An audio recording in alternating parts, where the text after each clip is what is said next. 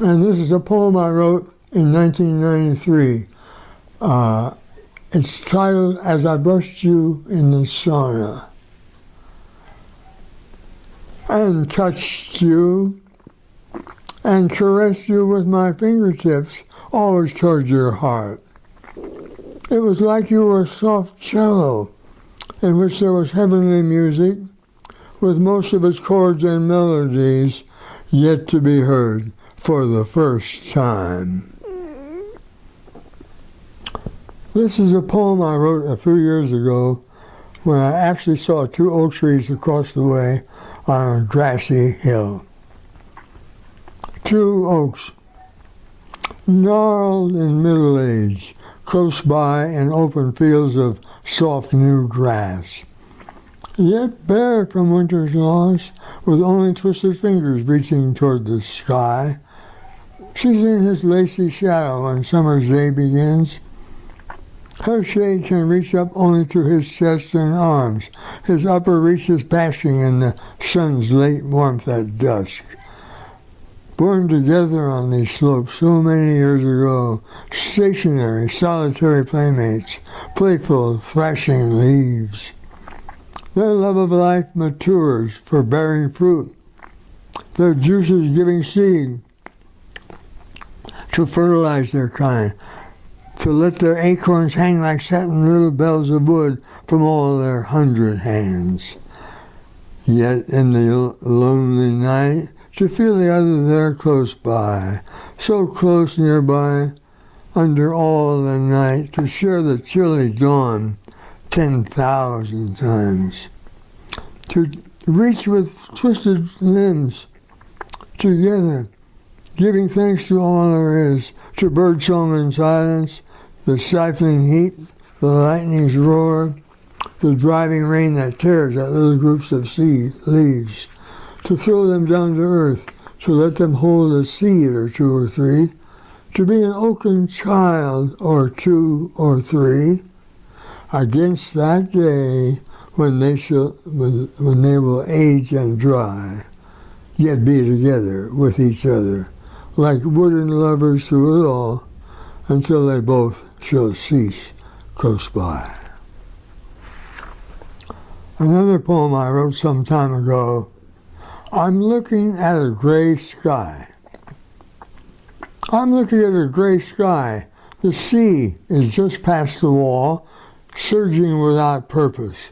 It will never learn how futile it is, or does it know something I don't know? The rocks are a given, solid, black, vesicular. They've been there as long as the water here remembers.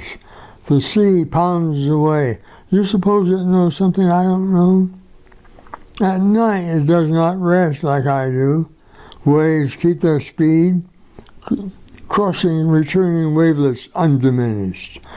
Do they know something about endurance, patience, something that I don't know? I wrote this several years ago called Carousel.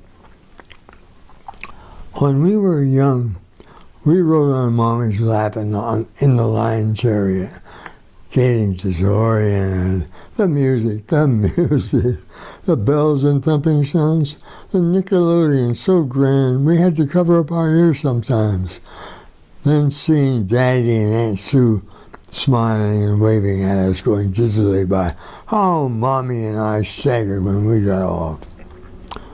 When I was 10 and Jenny was 8, we dashed on and raced for the big tigers and dragons that went up and down the moat. We'd shriek with the music and reach for the brass ring. Then, 3 summers later, jumping from the tiger to the yellow rabbit to the purple ostrich to the white spotted horse, so we learned to be nimble and dodge our way through the circling years. That slowly helped us learn the way to join the chase on Earth's own carousel, whose stately motion turned us all at speeds we hardly saw. And then the carousel again with Tim and Becky on our laps. Then some years later, we sat stiffly on a bench I watched the carousel go by as Tim and Becky had their tots aboard the lion chariot again. How dizzy we became. We searched to see them in their joyful round, their ecstasy, their fear, all in their spinning course. Close by, the swirling earth, its own carousel.